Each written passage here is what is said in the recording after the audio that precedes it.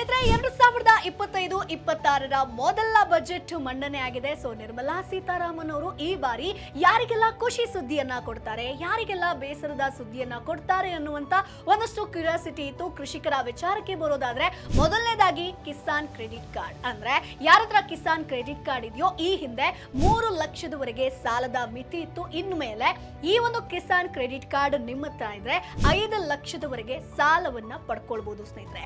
ಇನ್ನು ಎರಡನೇದಾಗಿ ಧನಧಾನ್ಯ ಕೃಷಿ ಯೋಜನೆ, ಅಂದ್ರೆ ಕಡಿಮೆ ಇಳುವರಿಯನ್ನ ಹೊಂದಿರುವಂತಹ 100 ಜಿಲ್ಲೆಗಳನ್ನ ಈ ಬಾರಿ ಫೋಕಸ್ ಮಾಡಲಾಗಿದೆ. ಅಂದ್ರೆ ಇಲ್ಲಿ 1 ಕೋಟಿಗೂ ಹೆಚ್ಚಿನ ರೈತರು ಈ ಒಂದು ಯೋಜನೆಯ ಸದುಪಯೋಗವನ್ನ ಪಡಿಸ್ಕೊಳ್ಬಹುದು.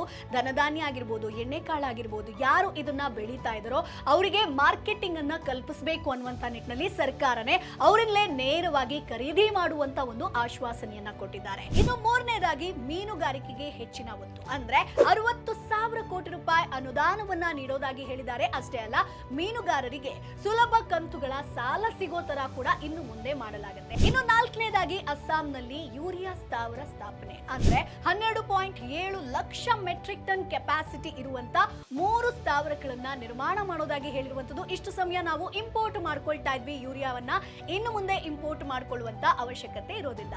ಇನ್ನು ಅಡುಗೆ ಎಣ್ಣೆಯಲ್ಲಿ ಆತ್ಮನಿರ್ಭರತೆ, ಇನ್ ಕೇಸ್ ನೀವು ತೊಗರಿ ಆಗಿರ್ಬೋದು, ಉದ್ದಿನ ಬೇಳೆಯನ್ನ ಬೆಳೀತಾ ಇದ್ರೆ ಇನ್ನು ಮುಂದೆ ಸರ್ಕಾರನೇ ನೇರವಾಗಿ ನಿಮ್ಮಿಂದ ಖರೀದಿ ಮಾಡುತ್ತೆ ಅನ್ನುವಂತ ಒಂದು ಆಶ್ವಾಸನೆಯನ್ನ ಕೊಟ್ಟಿದ್ದಾರೆ, ಅದು ಕೂಡ ಒಳ್ಳೆ ಬೆಲೆಗೆ. ಇನ್ನು ಕೊನೆಯದಾಗಿ ಬಿಹಾರ ಅಂತ ಬಂದಾಗ ಮಖಾನಾಗೆ ಸಿಕ್ಕಾಪಟ್ಟೆ ಡಿಮಾಂಡ್ ಇದೆ, ಅಲ್ಲೇ ಹೆಚ್ಚಿನ ಕೃಷಿಯನ್ನ ಮಾಡುವಂಥದ್ದು.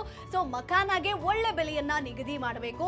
ಮೌಲ್ಯವರ್ಧನೆ ಬಗ್ಗೆ ಆಗಿರ್ಬೋದು, ಮಾರ್ಕೆಟಿಂಗ್ ಬಗ್ಗೆ ಆಗಿರ್ಬೋದು, ಅವರಿಗೆ ಟ್ರೈನಿಂಗ್ ಕೊಡುವಂತ ಕೆಲಸವನ್ನ ಕೂಡ ಮಾಡೋದಾಗಿ ಹೇಳಿರುವಂತದ್ದು. ಹಾಗಾಗಿ ಮಖಾನ ಮಂಡಳಿಗೆ ಹೆಚ್ಚಿನ ಗಮನವನ್ನ ಈ ಬಾರಿ ನೀಡಲಾಗಿದೆ. ಸೊ ಸ್ನೇಹಿತರೆ, ಈ ಬಾರಿ ಬಜೆಟ್ ನಲ್ಲಿ ರೈತರಿಗೆ ಸಿಕ್ಕಿರುವಂತದ್ದು ಇಷ್ಟು. ನಿಮ್ಗಿದು ಖುಷಿ ಕೊಟ್ಟಿದ್ಯಾ? ನಿಮ್ಮ ನಿರೀಕ್ಷೆ ಏನು? ಅದನ್ನ ಕಮೆಂಟ್ ಬಾಕ್ಸ್ ಅಲ್ಲಿ ತಪ್ಪದೇ ತಿಳಿಸಿ.